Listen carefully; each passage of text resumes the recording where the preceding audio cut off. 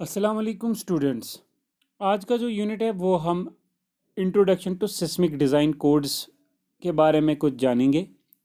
जैसे कि bureau of Indian standard जो है उन्होंने बहुत सारे कोड्स दिए हैं डिफरेंट डिफरेंट चीज़ों के लिए। तो इसी तरह से हमें जो सिस्मिक कोड दिया गया है वो है हमारे पास IS 4326 1993 और 13828 1993। और भी कुछ कोड्स हैं जो हमारे पास सिस्मिकली अर्थक्वेक प्रोन हम डिज़ाइन बना सकते हैं स्ट्रक्चर्स का।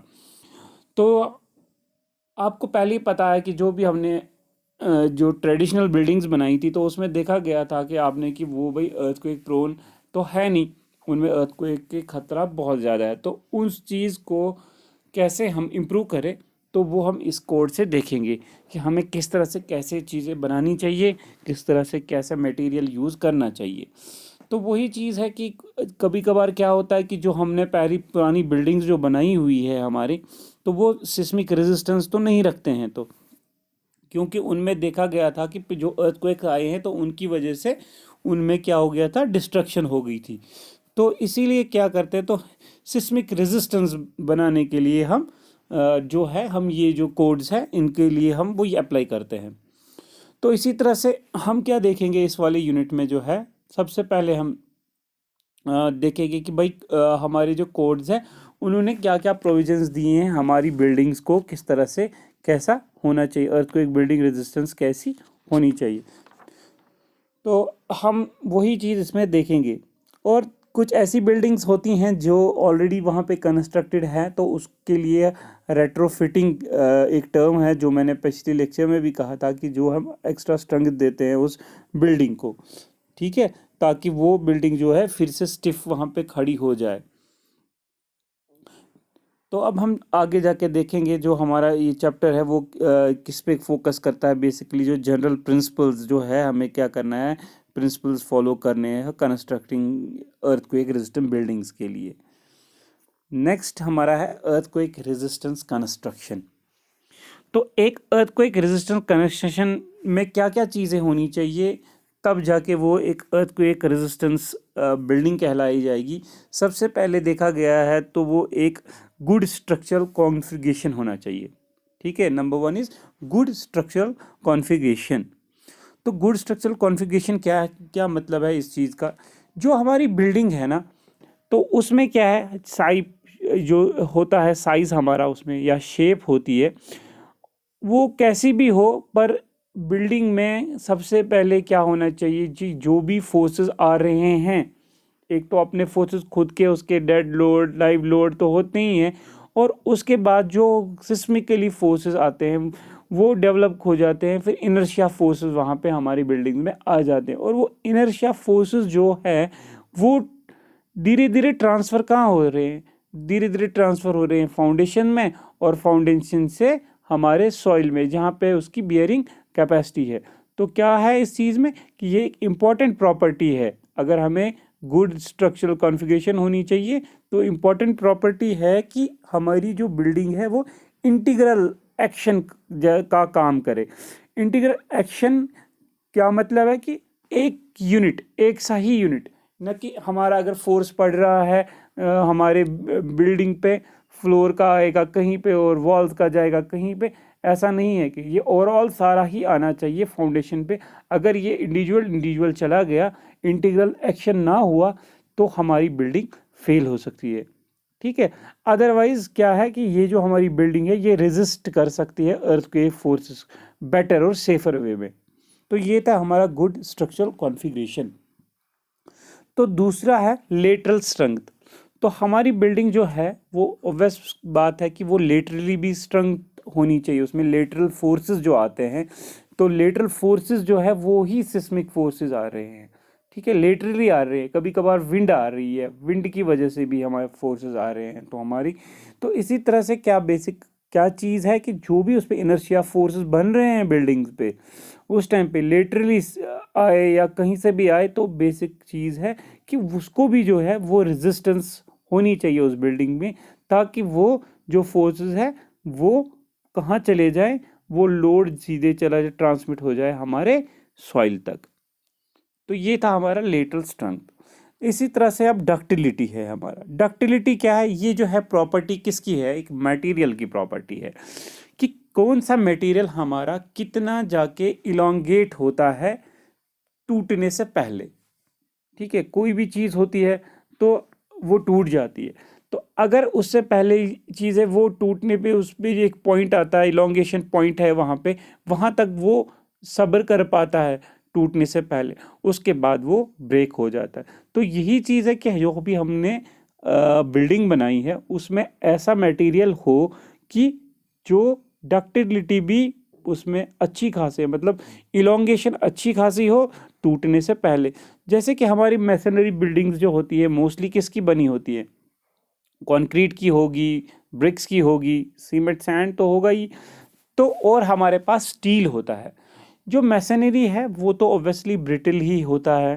ठीक है, मैसनरी जो ब्रिक वगैरह है वो तो ब्रिटल ही है, या स्टोन्स। इसके बरक्स जो हमारा स्टील होता है वो डक्टाइल मटेरियल होता है। तो उसका क्या है कि वो एक पॉइंट पे इलोंगेट बहुत लंबी देर तक हो जाता है, जहाँ तक कि उसको वो फोर्स मिल जाता है जहाँ पे वो ब्रेक हो जाए, तब तक वो डक्टाइल होता है। तो इसका मतलब है कि अगर अच्छी खासी रेजिस्टेंस बिल्डिंग बनानी है तो हमें अच्छा डक्टाइलिटी वाला स्टील डालना है। तो ये कैसे होगा? ये हमारा क्या है कि अगर ये चीज़ करनी है तो हमें डक्टाइल मटेरियल्स डालने हैं। जैसे कि अगर हमें अर्थन कंस्ट्रक्शन होगी तो उसमें क्या होता है? डक्टाइल मटेरियल हमारा वुड होता है, तो क्योंकि वुड भी एक तरह का डक्टाइल मटेरियल है। और अगर हमारे पास कंक्रीट की कंस्ट्रक्शन करनी हो तो उसमें हम स्टील बार्स प्रोवाइड करेंगे। ठीक है, उस मैसनरी में स्टील बार्स प्रोवाइड करेंगे। तो ये था हमारा डक्टिलिटी। तो अब है डिफॉर्मेशन। डिफॉर्मेशन का क्या मतलब है? डिफॉर्मेशन जो है ये एबिलिटी होती है स्ट्रक्चर की कि जब तक कि वो कहाँ चला जाए, डिफॉर्मेट हो जाए, मींस कि उस स्टेज पे पहुंच जाए कि उसके बाद ही वो कोलैप्स हो जाएगी बिल्डिंग। क्योंकि फॉर एग्जांपल अगर एकदम से अर्थक्वेक आ गया और हमारी बिल्डिंग गिरना स्टार्ट हो गई तो हमारे वहाँ प्रॉपर्टी की भी लॉस भी हो जाए। Next is deformability. डिफॉर्मेबिलिटी क्या होती है? ये बेसिकली एबिलिटी है स्ट्रक्चर की to undergo large deformation without collapse. Means कि क्या है कि अगर कोई हमारे पास बीम है, ठीक है, कोई स्ट्रक्चर में बीम है, उस सेक्शन में कोई क्रैक आ गया, उस सेक्शन में कोई क्रैक आ गया और without losing its load carrying capacity, load के उसकी जो है वो वैसे ही रहेगी और वो कहीं चेंज ना हो जाएगी। तो यही प्रॉपर्टी जो है ये इस प्रॉपर्टी को कहते हैं deformability. Without changing it is load carrying capacity. अगर हमारी किसी भी बीम में या कहीं कुछ हो गया तो फिर भी वो उसकी कैपेसिटी वैसी की वैसी ही है। तो उस चीज़ को क्या कहते हैं? डिफॉर्मेबिलिटी। और जो डक्टिलिटी है वो तो बेसिकली मटेरियल की प्रॉपर्टी है। और डिफॉर्मेबिलिटी क्या है? बेसिकली ये तब होती है अगर हमारा मटेरियल जो है वो बिल्डिंग कंपोनेंट जो बना है वहाँ पे, वो जैसे कि बीम है हमारे पास, वॉल्स है, तो वो कंपोनेंट्स ऐसे वहाँ पे प्रोपोर्शन होने चाहिए या टाइड अप ऐसे होने चाहिए कि वो एक यूनिट कहलाए। न कि वो उस तरह हो जाए कि अगर हमारा सिस्मिक फोर्सेस आ जाए और वो बीम का पोर्शन अलग निकल आए, वॉल्स का अलग निकल आए, तो उसी चीज़ को हम डिफॉर्मेबिलिटी कहेंगे। उसके बाद आता है डैमेजेबिलिटी। डैमेजेबिलिटी का क्या है? डैमेजेबिलिटी भी एक स्ट्रक्चर की एबिलिटी होती है कि कब तक वो सबस्टेंशियल डैमेज करे। मीन्स कि अगर हल्का सा डैमेज हो गया पहले तो इंसान को थोड़ी सी वो, हाँ जी, कि अर्थक्वेक आ गया, बिल्डिंग को खतरा है कोलैप्स होने का, तो इतनी जल्दी क्या इवैक्यूएट होते जाते हैं, वहाँ पे लोग होते हैं, इवैक्यूएट होने का टाइम थोड़ा सा लग जाता है उस बिल्डिंग में कोलैप्स होने में। तो उस चीज़ को ही कहते हैं डैमेजेबिलिटी। और ये चीज़ जो है डैमेजेबिलिटी, इसमें लॉस ऑफ लाइफ जो है वो कम हो जाते हैं। बिल्डिंग तो डैमेज होगी ही होगी, पर लॉस ऑफ लाइफ जो है वो कम हो जाएगी उसमें। ठीक है, तो उस चीज़ को क्या कहते हैं? डैमेजेबिलिटी। और ये कैसे कर सकते हैं? ये अगर हम अचीव करेंगे, ये कैसे करेंगे? ये बेसिकली अचीव इस तरह से करते हैं कि अगर हमने कोई कॉलम बनाया है तो हम ज़्यादा सर ऐसा कोशिश करें कि हमारे जो रूम है उसमें ज़्यादा कॉलम्स ना लग जाएं, ज़्यादा पार्टीशन वॉल्स ना लग जाएं, क्योंकि अर्थक्वेक की वजह से वो मटेरियल जितना ज़्यादा हैवी होगा वो उतना ज़्यादा फिर डैमेज भी हो सकता है। तो नेक्स्ट हमारा टॉपिक है ट्रेडिशनली बिल्ट मैसनरी कंस्ट्रक्शन। ठीक है, कैसे ट्रेडिशनली बिल्ट जो हमने मैसनरी कंस्ट्रक्शन किया हुआ है वो कैसा होना चाहिए था ताकि हमारी जो अर्थक्वेक जो है वो रेजिस्ट कर पाए। तो बेसिकली जो देखा गया है जो वो मैसनरी कंस्ट्रक्शन है उसमें अर्थक्वेक रेजिस्टेंस पावर बहुत कम होता है, तो इसलिए बहुत सारे डैमेजेस देखे गए हैं फिर मैसनरी बिल्डिंग्स में। तो on the basis of that तो कुछ फैक्टर्स होते हैं जो रेस्पॉन्सिबल है उस चीज़ के लिए, सिस्मिक रेजिस्टेंस उस चीज़ में नहीं होती है, तो वो देखेंगे वो क्या है। पहला है हमारे पास लैक ऑफ इंटीग्रल एक्शन। तो मैंने पहले भी कहा इंटीग्रल एक्शन का मतलब क्या है कि अगर हमने भी कोई भी बिल्डिंग बनाए उसके वेरियस कंपोनेंट्स हैं तो वो एक ही यूनिट बन पाए। ऐसा नहीं है कि हमें वॉल अलग बन जाएगा, कॉलम अलग बन जाएगा, तो फाउंडेशन का अलग बन जाएगा। ये बेसिकली जो बिल्डिंग हम बना रहे हैं ये इस तरह से बनी होनी चाहिए कि ये एक ही यूनिट हमें दिखे। ठीक है, next is lack of strong and ductile connections between walls. Walls के बीच में क्या है वो डक्टाइल कनेक्शन जो है वो होना चाहिए स्ट्रॉन्ग, तो लेकिन उधर होता है लैक। और वॉल्स एंड रूफ के दरमियान भी कनेक्शन नहीं होता है, और वॉल्स और फाउंडेशन के दरमियान भी कनेक्शन नहीं होता। तो इस चीज़ की वजह से हमारी जो है ये जो ट्रेडिशनल बिल्डिंग है ये लैक करती है अर्थक्वेक रेजिस्टेंस से। तो नंबर थर्ड है इसमें less strength of out of plane forces. तो जो भी हमने ये बिल्डिंग बनाई है तो उसमें स्ट्रेंथ भी अच्छी खासी होनी चाहिए। अगर फोर्सेस आ रहे हैं तो उनको तो वो होने चाहिए कि वो उसको रेजिस्ट कर पाएँ उस फोर्सेस को। तो ये बेसिकली जो है ऐसी कुछ बिल्डिंग्स जो हमने विदाउट जो IS कोड्स को रेफ़र नहीं किया है ट्रेडिशनल बिल्डिंग में, तो वो लेस भी होती हैं स्ट्रेंथ में अगर हमारे पास आउट ऑफ प्लेन फोर्सेस आ रहे हैं। तो ठीक है बेटे, तो नेक्स्ट है हमारा low tensile and shear strength of masonry. अगर हमारे पास जो मैसनरी है उसमें टेंसाइल जो फॉर एग्जांपल हमने यूनिट्स यूज़ किए हैं, यूनिट्स मीन्स ब्रिक या मटेरियल जो भी यूज़ किया है हमने, उसमें क्या है कि लो टेंसाइल स्ट्रेंथ है, शेयर स्ट्रेंथ भी उसमें है ही नहीं उस मैसनरी में। तो ऑब्वियस बात है कि हमारी जो बिल्डिंग है वो कोलैप्स तो होनी ही होनी है। और इसी तरह से high in plane stiffness of wall. Stiffness बिल्कुल नहीं है हमारी दीवारों में। अगर स्टिफ खड़ी हो जाएंगी हमारी दीवारें अच्छे से खड़ी हो जाती तो वो एक रेजिस्टेंस फोर्स की वजह से वो गिरती नहीं। तो इसका मतलब है कि वो भी हमें उसमें लैक हो जाता है कि हाई रेजिस्टेंस नहीं होती है हमारी उसमें, या हाई प्लेन स्टिफनेस नहीं होती है हमारी वॉल्स में। Number 6 is low ductility and deformability. तो इसमें जो हमने मटेरियल यूज़ किया उसमें बिल्कुल डक्टिलिटी होती नहीं है, बिल्कुल कम होती है, जिसकी वजह से हमारा ये जो है मैसनरी जो है वो अर्थक्वेक को रेजिस्ट नहीं कर पाता। इसी तरह से डिफॉर्मेबिलिटी में भी उसमें लैक ऑफ डिफॉर्मेबिलिटी भी है कि अगर हमारे पास कोई चीज़ की क्रैकिंग हो गई, किसी भी सेक्शन में क्रैकिंग हो गई तो वो एकदम से फेल हो जाता है। तो इसी तरह से हैवी मास ऑफ स्ट्रक्चर। तो अगर हमने हैवी मास ऑफ स्ट्रक्चर बनाया है और उसमें भी ये चीज़ें हमारे पास अवेलेबल ही नहीं होती हैं तो सीधी सी जाहिर सी बात है तो हमारा जो स्ट्रक्चर है वो फेल होता जाएगा। अब आते हैं हम सिस्मिक डिज़ाइन कोड्स पे। सिस्मिक डिज़ाइन कोड के जैसे कि मैंने कह दिया कि ब्यूरो ऑफ इंडियन स्टैंडर्ड ने बहुत सारे सिस्मिक डिज़ाइन कोड्स पब्लिश किए गए हैं जो हमें गाइडलाइंस देते हैं कि डिज़ाइन और कंस्ट्रक्शन कैसे की जाए अर्थक्वेक रेजिस्टेंट स्ट्रक्चर्स की। तो ये जो कोड्स हैं इनको कंसिडरेशन में रख के हम जो भी करेंगे अर्थक्वेक के फोर्सेस को या डिफॉर्मेशंस जो भी होंगी उनको अकाउंट में रख के हम क्या बनाते हैं सिस्मोलॉजी, बिल्डिंग टाइप, मटेरियल या मेथड ऑफ कंस्ट्रक्शन उसमें आता है use in a particular region और कंट्री। मींस कि अगर हमारे पास अलग अलग कंट्री है तो हमारे पास अलग अलग या इवन स्टेट्स में भी डिफर होता है, एक स्टेट में एक होगा दूसरे स्टेट में देगा।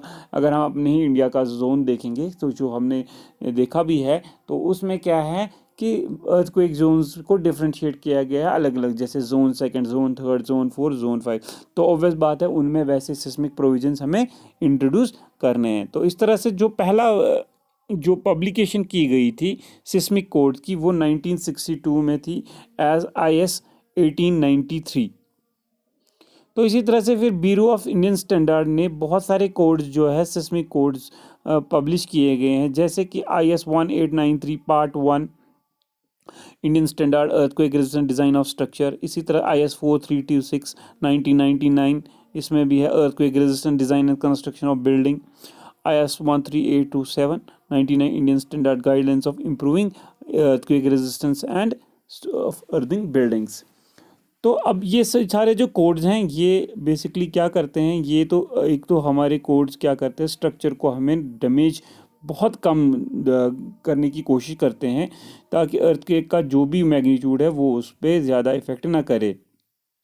और इसमें क्या है कि अगर हमारे पास कोई भी बिल्डिंग होगी और हमने ये प्रोविजन से हमने बिल्डिंग बनाई होगी तो ऐसा ज़रूरी नहीं है कि हमारी बिल्डिंग में कि कोई मतलब जान नहीं जा सकती या डैमेज नहीं हो सकता है पर कुछ मियार तक, मतलब कुछ एक पॉइंट आएगा ऐसा कि फॉर एग्जांपल हमारी लाइफें बच सकती हैं उसमें, उस चीज़ से, उस बिल्डिंग से। अगर हमने अर्थक्वेक रेजिस्टेंट अगर नहीं बनाई होती तो ये हमें डैमेज भी कर सकता है और लाइफ की और प्रॉपर्टी की भी।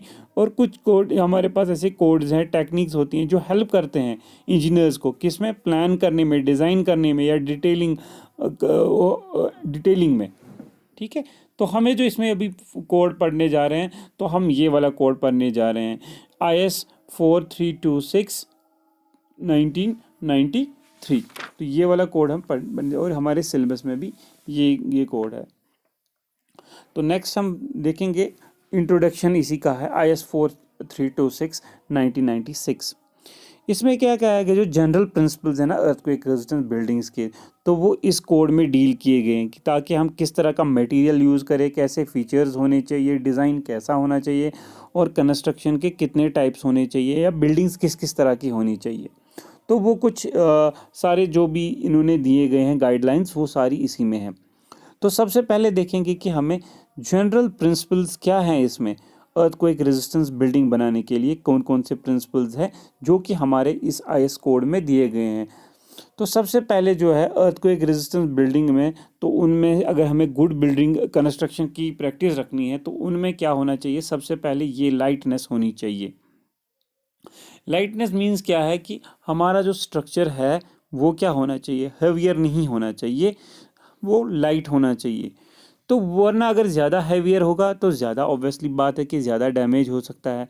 अगर हैवियर कम हो गया तो ऑब्वियस बात है कि हमें डैमेज कम हो सकता है। तो इसका मतलब बिल्डिंग जो भी है वो हम कोशिश करेंगे कि वो पॉसिबली हो कि वो लाइट हो, स्पेशली जैसे कि हमारे रूफ्स होते हैं या हमारे अपर स्टोरीज होती है उनमें ऐसा हम कुछ ऐसा न करें कि वो ज़्यादा हैवियर बन जाए। ठीक है, क्योंकि अगर ऊपर से ज़्यादा हैवियर हो गया ऑब्वियसली वो लोड कहाँ आना है, वो ऑब्वियसली फाउंडेशन पे जाना है। तो फाउंडेशन तो हमारी अगर हमने किसी और चीज़ के लिए बनाई होगी, यहाँ से ज़्यादा हैवी लोडिंग ऊपर से कर देंगे तो हमारा स्ट्रक्चर फेल हो जाएगा और अगर कभी कभार ऐसे अर्थक्वेक आ गया तो वो ऑब्वियसली डैमेज हो सकती है हमारी बिल्डिंग। तो नेक्स्ट जो है हमारे पास वो है बिल्डिंग कॉन्फ़िगरेशन। तो बिल्डिंग कॉन्फ़िगरेशन में क्या आता है कि हमारी जो बिल्डिंग है वो किस तरह की है, वो कैसे शेप की है, किस साइज़ की है, कि उसकी ज्योमेट्री कैसी है। तो कहते हैं कि अगर हमें एक अच्छी खासी बिल्डिंग चाहिए, अगर हमें लेस डैमेज होना चाहिए तो जो हमारे कंपोनेंट्स हैं ना बिल्डिंग के वो ऐसे होने चाहिए, वो सिमेट्रिकल होने चाहिए, न कि अनसिमेट्रिकल होने चाहिए। अगर हमने सिमेट्रिकल कंपोनेंट्स बनाए तो ऑब्वियसली बात है कि हमारी बिल्डिंग बहुत देर तक स्टेबल हो सकती है। अगर हमने अनसिमेट्रिकल कंपोनेंट्स बनाए तो ऑब्वियसली उस बिल्डिंग पे हमें डैमेज का खतरा ज़्यादा है। तो इसी तरह से हम यहाँ पे देखेंगे, हम बात करेंगे यहाँ पे सिमेट्री की। तो अगर हमारे पास जो बिल्डिंग है वो समझो ये वाली पूरी बिल्डिंग है, अगर ये बिल्डिंग जो है इसकी लेंथ भी यहाँ से है, कुछ डायमेंशन होगा, ब्रेड्थ की भी डायमेंशन होगी, तो ऑब्वियस बात है अगर हमने लेंथ और ब्रेड्थ की डायमेंशन सेम है दोनों साइडों से, यहाँ से भी यहाँ से भी, तो ऑब्वियसली ये सिमेट्रिकल बिल्डिंग बन जाएगी और इसमें हमारा इफेक्ट जो है ट्विस्ट का या टॉर्जन होने का वो बहुत कम है ड्यू टू अर्थक्वेक से। तो अगर हमारे पास अब फॉर एग्जांपल ये स्क्वायर है, ऑब्वियस बात है कि स्क्वायर में जितनी हमारी लेंथ होगी उतनी ब्रेड्थ होगी, और इसमें जो है लेंथ जो है रखी गई है greater than breadth, rectangular obvious है। तो लेकिन इसमें ये भी देखा गया है कि अगर हमारे पास रेक्टेंगुलर टाइप ऑफ बिल्डिंग है, वो जी उसकी लेंथ हम कोशिश करेंगे कि वो ग्रेटर देन 3 टाइम्स बी ना हो जाए, जैसे कि ये यहाँ पे L shouldn't greater than 3 times B. अगर इस तरह की बिल्डिंग्स अगर हमने कंस्ट्रक्ट कर दी जैसे कि वो ग्रेटर देन 3 टाइम्स बी से ज़्यादा होंगी, तो उनमें देखा गया है कि वो डैमेजेबल बिल्डिंग्स होती हैं, उनमें ज़्यादा से ज़्यादा डैमेजेस होते हैं। ठीक है, तो हम इसीलिए क्या कहते हैं कि ताकि जो हमारा वहाँ पे जो भी हमने फ्लोर्स बनाए हैं वो एक इस तरह से ऐसे लेवल पे बने जाएं कि वो डिफरेंट ना हो एक दूसरे से, और उन पे जो भी ये अर्थक्वेक आ रहा है उसकी वजह से कोई उन पे डैमेज ना हो जाए। और डैमेज इसी चीज़ से कम की जाती है कि अगर हमारे पास पहले से ही प्लानिंग की गई हो हमने सिमेट्रिकल बिल्डिंग्स की। और यहाँ पे भी देख सकते हैं आप, यही देखिए सिमेट्रिकल प्रोजेक्शन है, हमने क्या किया हुआ है यहाँ पे एक छोटी सी प्रोजेक्शन दी है, जैसे कि उसकी हाइट लिखी है हमने b/3, b/3, तो b/3 यहाँ से भी, और इस पे इतना ज़्यादा नहीं, हम इससे ज़्यादा भी कर सकते। फॉर एग्जाम्पल यहाँ पे इसको अंदर लेके जाते और इसकी अंदर से विड्थ कम रखते, तो वो भी बेसिकली सिमेट्रिकल है, पर फिर भी उसमें थोड़ा सा फोर्सेस आने का खतरा ज़्यादा होता है और उसमें कोलैप्स होने का ज़्यादा है। तो इसलिए क्या है कि हम क्या करते हैं, एसिमेट्रिकल बिल्डिंग को अवॉइड ही करना चाहिए, क्योंकि उसकी वजह से वरना टॉर्जन आएगा और हमारी बिल्डिंग जो है वो स्ट्रक्चर हमारा फेल होता जाएगा। तो नेक्स्ट है हमारा सिंप्लिसिटी एंड रेगुलरिटी। तो सिंप्लिसिटी एंड रेगुलरिटी क्या मतलब है, तो जो हमारा जैसे कि हमने पहले भी देखा कि वो हमने बताया था कि सिमेट्रिकल होना चाहिए, तो यही चीज़ यहाँ पे भी हम कहेंगे कि हमारी जो बिल्डिंग है वो सिंपल होनी चाहिए, वो कॉम्प्लेक्स प्लान नहीं होना चाहिए। सिंपल प्लान एज एन हम कह सकते हैं रेक्टेंगुलर प्लान, एक सिंपल सा प्लान है। ठीक है, तो यहाँ पे देख सकते हैं कि अगर हमने यहाँ पे ये वाला प्लान जो है ये हमारा रेक्टेंगुलर प्लान है। ठीक है, L should be greater than 3 times B, यहाँ पे क्या लिखा है, L should be greater than 3 times B. तो ऐसे वाले जो स्ट्रक्चर्स है वो कोलैप्स हो सकते हैं, क्योंकि ये लॉन्ग है, ये वाला स्ट्रक्चर क्या है, लॉन्ग, एसिमेट्रिकल तो नहीं है पर इसकी जो ये लेंथ है ग्रेटर देन 3 टाइम्स बी है, ये लॉन्ग है, ये डैमेज हो सकता है। तो ये भी देखा गया है कि कुछ ऐसी फॉर एग्जांपल हमारे पास ऐसे शेप्स होते हैं कि जो ड्यूरिंग अर्थक्वेक होते हैं, जैसे कि वो कम्प्लेक्स शेप्स होते हैं, जैसे कि हमारे पास एल सेक्शन है, एच सेक्शन है, यहाँ पे यू सेक्शन दिखाया गया है, इसी तरह से टी सेक्शन भी है हमारे पास, ई सेक्शन होता है। तो उनका क्या होता है कि उनमें जो भी फोर्सेस आएंगे कॉर्नर्स पे मतलब हम देखा जाएगा कि उनमें जो अर्थक्वेक है बिल्डिंग वो एंट्रेंट कॉर्नर्स पे आ सकते हैं फोर्सेस, और वो ग्रेट डैमेज कर सकते हैं। तो फिर वो क्या हो जाएगा, तो वो ब्लॉक्स, वो रेक्टेंगुलर ब्लॉक्स में गिर सकते हैं और सेपरेटली उनकी वो हो जाएगी, प्रॉपरली वो सेपरेट हो सकते हैं एक दूसरे से। तो उस चीज़ को हम क्या करेंगे, तो उन स्मॉलर ब्लॉक्स में सेपरेट होने से हम उनको बचाने के लिए क्या करेंगे, सिमेट्री में हम बिल्डिंग्स को रखते हैं, तो इसी चीज़ को वो सिमेट्री और रेगुलरिटी नहीं कर पाएगी। तो एक ऐसा भी देखा गया है कि अगर हमने प्रिवेंट करना है पाउंडिंग, और ऐसा भी देखा गया है कि अगर हमारे पास पाउंडिंग या हैमरिंग होती है, मींस पाउंडिंग और हैमरिंग का मतलब क्या है कि अगर हमारे पास दो बिल्डिंग है, उनकी हाइट अलग अलग डिफरेंशिएट है, वो ऊंची है और बीच में नीचे है, तो उनके बीच में पाउंडिंग या हैमरिंग हो सकती है। किस चीज़ से वो हो सकती है, ड्यू टू जो हमारा अर्थक्वेक आ सकता है। तो क्या करते हैं कभी कभार हम ऐसे सेपरेशंस के लिए, दो बिल्डिंग को, ब्लॉक को सेपरेट करने के लिए बीच में 3 से 4 सेंटीमीटर की जो गैप होती है उनको क्या करते हैं, उनमें फिल करते हैं। कहाँ? हाइट जो होती है अबव द प्लेथ लेवल की, उसमें अगर रिक्वायर्ड हमें पड़ जाए तो उसमें हम फिल करते हैं वो मटेरियल जो कि वीकर मटेरियल हो, ताकि अगर कभी कभार अर्थक्वेक भी आ सके और वो क्रश हो सके तो हमारी बिल्डिंग पे हैमरिंग एक दूसरे पे ना हो जाए। तीसरा है simple building without much projections and suspended parts behave well during earthquake. क्या मतलब है कि इसका, जैसे कि मैंने कहा था हमारे जो रूम्स होते हैं उसमें हम कॉर्निसेस बनाते हैं, एक कोनों पे एक चीज़ बनाते हैं, वो कॉर्निसेस बनाते हैं हम यहाँ। तो इसकी वजह से क्या होता है कि ये कॉर्निसेस अगर हमने ज़्यादा बना दिए, या वर्टिकल्स हमारे पास हॉरिजॉन्टल प्रोजेक्शन होती है, वर्टिकल प्रोजेक्शन होती है, या फेशिया स्टोन्स हमने बाहर से रखे, तो उनकी क्या होती है कि वो बेसिकली डेंजरस होते हैं जब भी अर्थक्वेक आ जाएगा, क्योंकि वो वहाँ पे वीकर सेक्शन कहलाएगा और हमारा जो वहाँ पे डैमेज होगा। तो उस चीज़ को बेसिकली क्या कहेंगे, अगर हमने उसको प्रॉपरली रेनफोर्स किया होगा ना, उस चीज़ को अगर प्रॉपरली रेनफोर्स करें, हम किसी चीज़ से फर्मली बंद करें, तो वो कोई प्रॉब्लमेटिक है नहीं, तो फिर हमारा काम वहाँ पे चल जाएगा। तो इसी तरह से देखा गया है कि अगर हम सीलिंग जो होती है हमारे पास, उसमें अगर हम प्लास्टर नहीं करते, मोस्टली क्या करना चाहिए, सीलिंग्स में प्लास्टर को अवॉइड ही करना चाहिए। अदरवाइज कभी कभार ये बिल्डिंग शेक हो जाती है ड्यू टू अर्थक्वेक, उससे वजह से गिर सकती है। और अगर करना भी है तो इतना सोचना चाहिए कि हमें ये पतला पतला ही करना चाहिए, थिन होना चाहिए। तो नेक्स्ट है हमारा साइज ऑफ अ बिल्डिंग। तो साइज ऑफ अ बिल्डिंग से क्या मतलब है कि हमारी बिल्डिंग का साइज किस तरह से होना है।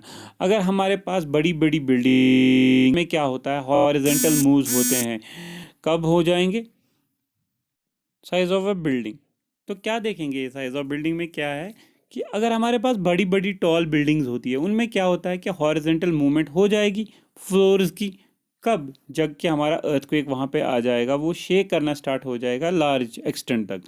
तो इन शॉर्ट में हम क्या कहना चाहते हैं कि जो भी बिल्डिंग है, जो भी हमारे अर्थक्वेक की वजह से आती है, उसमें क्या होना चाहिए, अगर डायमेंशन ज़्यादा लार्ज होगा तो उसकी वजह से अर्थक्वेक में ज़्यादा प्रॉब्लम आ सकती है। तो कोशिश करनी चाहिए कि हमारे जो है वो स्मॉलर सेक्शन में ही हमारी साइज ऑफ बिल्डिंग बन जाए। क्योंकि अगर हमने ये भी देखा है कि अगर हमने एक ही साइज़ की बड़ी बिल्डिंग बनाई, फॉर एग्जाम्पल हमें यहाँ से यहाँ तक एक बिल्डिंग बनानी थी, तो हमें क्या करना था, वो यहाँ से यहाँ तक हमारी बिल्डिंग एक साइज पे बनाते। लेकिन हम क्या करते हैं, अब उसमें अगर हमें ये चाहिए तो सेपरेशन ब्लॉक्स डालते हैं। अगर हमें बिल्डिंग चाहिए ही बड़ी, तो हम कोशिश क्या करते हैं, सेपरेशन ब्लॉक, जैसे कि L is less than 3/B, तो यहाँ पे ये सेपरेशन डाल के ये दो बिल्डिंग समझो, ये और ये बिल्डिंग बनानी थी, तो हमें इन दोनों के बीच में सेपरेशन डालनी पड़ी। और जिस सेपरेशन की वजह से कि हमारी जो बिल्डिंग है वो अर्थक्वेक इफेक्ट से असर नहीं पड़ेगा उस पर इतना ज़्यादा, जितना कि एक बिल्डिंग, एक हमारी अगर बिल्डिंग एक जगह से ऐसी हो। इसी तरह से दिखाया गया है कि यूज़ ऑफ सेपरेशन जो किया गया है इस सेक्शन पे इम्प्रूविंग प्लान बनाने की। फॉर एग्जांपल ये वाली बिल्डिंग इस तरह से अगर हमें बनानी होती है, हमने क्या किया, यहाँ से एक सेक्शन बनाया, ये बिल्डिंग है, इसको यहाँ पे इस तरह से यहाँ पे हमने क्या कर दिया है, सेपरेशन पार्ट कर दिया, और हम इसको बाद में इंटरकनेक्ट भी कर सकते हैं। तो लेकिन मेन चीज़ जो है वो है हमारा सेपरेट करना, हर तरह से बिल्डिंग्स को सेपरेट करके चलना। तो इस तरह से हमारी बिल्डिंग ज़्यादा कामयाब हो सकती है और अर्थक्वेक प्रोन भी हो सकती है। तो नेक्स्ट है हमारा एनक्लोज्ड एरिया। एनक्लोज्ड एरिया क्या है, जो भी हमने बिल्डिंग है, जो भी हमारी बिल्डिंग है वो पूरी तरह से क्या होनी चाहिए, बंद। तो उसी चीज़ को हम एनक्लोज्ड एरिया कहते हैं। तो ये अगर हमारे पास कोई स्मॉल बिल्डिंग है, उसमें क्या है, वो पूरी अच्छी तरह से इंटरकनेक्टेड है, ठीक है, एक रिजिड बॉक्स की तरह हमारे पास, और वो जो है वो अर्थक्वेक रेजिस्टेंस बन जाती है। तो ये इसीलिए एडवाइस किया गया है कि जो कि हो हमारे पास सेपरेट स्मॉल रूम्स हो, एज कंपेयर टू लॉन्ग एक बड़े बड़े रूम जो रखने से बेहतर है सेपरेट सेपरेट छोटे छोटे। ये देखा जाएगा यहाँ पे, अगर आप देख रहे होंगे ये ब्लैक कलर के ये पार्टीशंस किए गए हुए हैं यहाँ पे। तो इसी तरह से यहाँ पे अगर देखेंगे, यहाँ पे एक फुल फ्लेज्ड रूम है, तो इसमें कोई वॉल नहीं दिया है, no cross wall are present in this. तो इसका मतलब है कि ये वाली बिल्डिंग जो है ये मोस्ट डैमेजेबल बिल्डिंग हो सकती है। Next is strength in various directions. तो इसमें क्या है कि जो जैसे कि हमारी एक्सिस होती हैं उसमें हमें स्ट्रेंथ दोनों तरह से सही होनी चाहिए, ताकि हमारा जो डिज़ाइन है वो सेफ है, तो वो कहीं हमें रिवर्सिबल नहीं करना पड़े, नेचर में हमें फिर से उसको चेंज ना करने पड़े हमारे, ताकि अर्थ को एक मोशन की वजह से हमें उसमें कुछ ना करना पड़े। और next stability of slope. Stability of a slope का क्या है कि अगर हमारे पास कोई बिल्डिंग है, हम उसको स्लोपिंग ग्राउंड पे कोशिश करेंगे ना बनाने की। अगर हम स्लोपिंग साउंड पे वहाँ पे बनाएंगे तो हमारी बिल्डिंग में खतरा हो सकता है कि मोस्टली कि वहाँ पे कोलैप्स होने का। तो इसलिए वहाँ पे हम कोशिश करेंगे कि वहाँ पे स्लोपिंग पे ना बनाएं। और वहाँ पे अगर हमने बिल्डिंग बनाई तो वहाँ पे कभी कभार सेटलमेंट भी हो सकती है, तो अनइक्वल मेंबर्स जो है उसमें ट्विस्ट आ सकता है और ग्राउंड मूवमेंट की वजह से हमारी बिल्डिंग डैमेज हो सकती है या कोलैप्स भी कह सकते हैं। इसी तरह से जो फाउंडेशन है, फाउंडेशन जो है हमारी सबसे पहली जो होती है बिल्डिंग कंस्ट्रक्शन में वो फाउंडेशन की है। फाउंडेशन कहाँ पे की जाए, कैसी सॉइल होनी चाहिए, और ये देखा गया है कि फाउंडेशन उस टाइप की सॉइल पे ना करो जो कि लूज़ हो।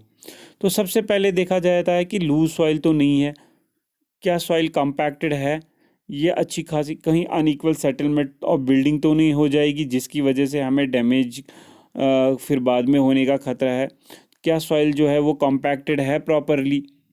तो इसीलिए क्या करते हैं कि हम सॉइल को कॉम्पैक्ट भी कर सकते हैं अच्छी तरह से। अगर हमारे पास छोटी बिल्डिंग बनानी हो, वहाँ पे कोई सॉइल कॉम्पैक्ट नहीं है, तो हम उसको हमारे पास मशीनरी ऐसी है कि हम उसको कॉम्पैक्ट कर सकें। और अगर अब हमारे पास कोई लार्ज बिल्डिंग है जो कि मतलब अगर बड़ी बिल्डिंग है तो वो उसलिए कॉम्पैक्ट करना बड़ा इम्पॉसिबल है, क्योंकि उसके लिए ज़्यादा फाउंडेशन भी होनी चाहिए, ज़्यादा हमें डेप्थ पे भी जाना चाहिए और जाना भी है, और उसके लिए वो कॉस्टली वहाँ पे इस तरह से पड़ जाता है। तो हम क्या करते हैं, उस बिल्डिंग के लिए हम जो है रिजिड फाउंडेशंस या राफ्ट टाइप की फाउंडेशन या पाइल टाइप की फाउंडेशन बनाते हैं, लेकिन वहीं पे बनाएंगे जो स्ट्रेटा फर्म हो, ठीक है, न कि लूज हो। Next is ductility. तो डक्टिलिटी की प्रॉपर्टी भी यही चीज़ है कि अर्थक्वेक परफॉर्मेंस उस पर भी अच्छी होनी चाहिए। ब्रिटल मैसनरी अगर है ही, पर उसको क्या कर सकते हैं, हम स्ट्रेंथन दे सकते हैं। स्ट्रेंथन मींस कि उसको अगर हमारे पास ब्रिक है उसके अंदर भी हम रीइंफोर्समेंट कर सकते हैं, ताकि हमारा जो सेक्शन वहाँ पे है वो इम्प्रूव हो जाए, किस में, डक्टाइलिटी में, मतलब डक्टाइल हो जाए। और नेक्स्ट चीज़ क्या है, जो फायर रेजिस्टेंस है। तो मोस्टली देखा जाए गया है कि इवन अगर अर्थक्वेक की वजह से बिल्डिंग्स जो शेक होती हैं तो हमारे जो है सर्किट्स में प्रॉब्लम आती है, शॉर्ट सर्किट्स होता है। कभी कभार गैस पाइपलाइंस जो फट जाती हैं, कैरोसिन लैंप्स होते हैं, या किचन में कोई भी चीज़ फायर आ जाता है उसमें। तो ऐसा होना चाहिए हमारे पास कि फायर हैज़ार्ड्स होने चाहिए उस बिल्डिंग में, ठीक है, ताकि हमारे पास सीरियसली ज़्यादा अर्थक्वेक से डैमेज ना हो। तो क्या देखा गया कि बिल्डिंग जो भी है वो मेड होनी चाहिए fire resistance according to Indian standards, ठीक है। ये थे हमारे पास जो कुछ हमारे पास जो प्रिंसिपल्स थे दिए गए थे हमारे अर्थक्वेक रेजिस्टेंस बिल्डिंग बनाने में, एज़ पर IS 4326 1993।